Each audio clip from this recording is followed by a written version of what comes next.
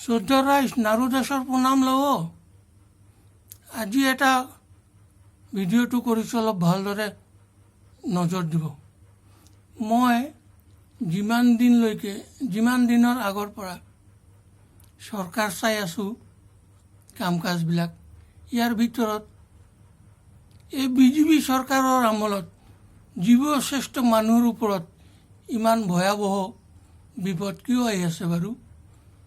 মোৰ অভিজ্ঞতাৰে মই এইটোৱে জানো যে বিজেপি চৰকাৰ আৰু এতিয়াৰ ৰাইজে পূৰ্বতনৰ কথাবিলাক ভালদৰে মানা নাই আৰু বৰ্তমানকো জানিবলৈ ইচ্ছা কৰা নাই। তাৰ কাৰণে এইবিলাক হৈ আছে।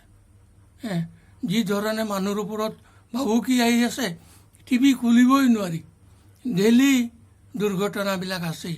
এইবিলাক কিয় হৈ আছে? 1 নম্বৰ, চৰকাৰে পূৰ্বতনৰ নিয়মবিলাক মানুহক ভালদৰে মানাব পৰা নাই আৰু বৰ্তমানৰ কথাবিলাক জানিবলৈ সুযোগ দিয়া নাই বা পালন কৰিব দিয়া নাই।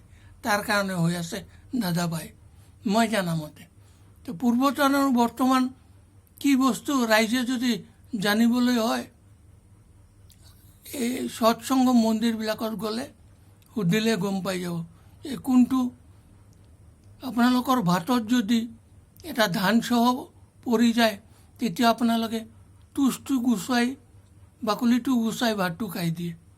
তাৰ কাৰণে যদি এইটো কৰিব পাৰে, তেনেহ'লে 10 দেশ সব ভাল হৈ যাব, এইটো জানিব লাগে।